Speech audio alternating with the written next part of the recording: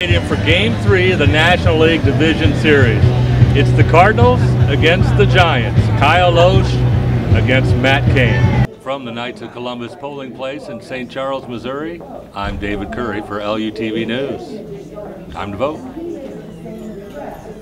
If you're one of us who did not get to go anywhere this holiday season, but you know somebody who did and you have to pick them up at the airport, here's a great idea. It's called the cell phone lot.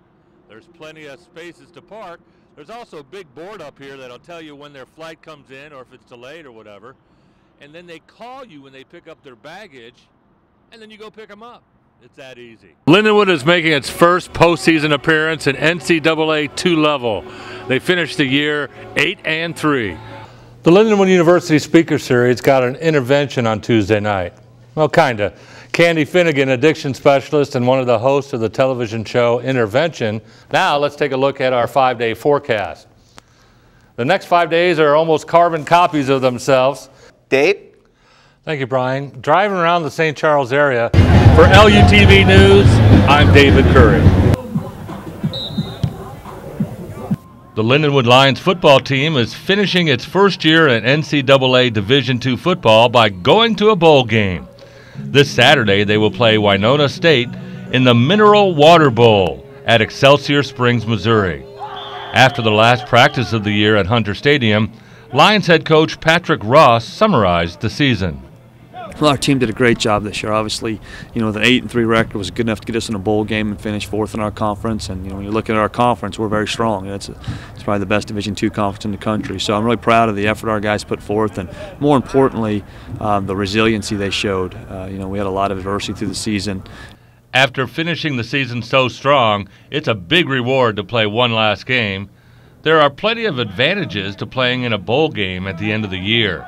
Well, first thing, I'm really happy for our seniors to get a chance to play, extend their season and play an additional football game. But one of the advantages, you get extra practice time. You get about 10 extra practices to keep working on things for the spring, work your young guys. And, the seniors, the first couple practices didn't do a whole lot. We really gave a lot of reps to our younger players so that they could, get a chance to work the system a little bit more. But mostly it's fun. It's fun for our kids to get a chance to play one more football game. Lindenwood is making its first postseason appearance in NCAA 2 level. They finished the year 8-3. Last 3 games, their offense averaged over 42 points a game. Over the year, their defense gave up 23 points a game. There's no doubt that Winona State will be a challenge for the Lions. Winona finished the year at 9-2. Captain Malik Radigan, however, has confidence the Lions will do well. We expect to win, and that's that. This team we're playing is a powerhouse. They're a great team, real big, but our guys, we want it more, and we're going to win. From Hunter Stadium, where the Lindenwood Lions are practicing for the last time in 2012 as they prepare for the Mineral Water Bowl this Saturday.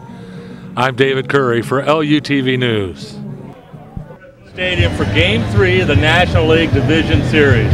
It's the Cardinals against the Giants. Kyle Loesch against Matt Cain. A lot of people got here a couple hours before the game to do a little tailgating, and everybody's got their opinion about who's going to win today. Well, I see Loesch pitching. I see him pitching at least 8 strong innings, maybe giving up 1 run. I see the Cardinals bats coming alive tonight. I think it's going to be 8-1 Cardinals. I think it's a real good team. I think it was probably a good situation that Mr. Pujols left, and I like Mr. Pujols, but it was too much money. They brought some people in who can fill his shoes, and maybe not entirely, but they brought several in, so it's a good team. I like the team. Well, it was tough to get here, and we really fought it out, so it's very exciting that we made it this far. But after the season we've had, it's really exciting. Game 4 and Game 5 will be right here at Busch Stadium. Now, if needed, Game 6 and 7 will be back in San Francisco, but hopefully we won't need it. For LUTV News, I'm David Curry. According to the workers inside, the big rush happened this morning from 6 a.m. to 7 a.m. Another big rush is expected between 5 p.m. and 7 p.m. when the polls close. The Knights of Columbus in St. Charles is a friendly atmosphere. It seems that just about everyone here knows each other. Even though they have an above-average turnout, the longest wait times are about 5 to 15 minutes. This polling place was still using paper ballots with one electric voting machine available for the visually impaired or anyone who wanted to use it.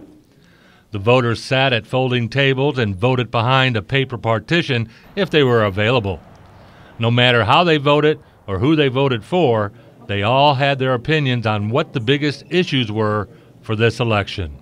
Well, there's a lot of state and local issues that are important too. We're working to keep taxes from going up in Missouri, and we need a state government that works together instead of opposing each other.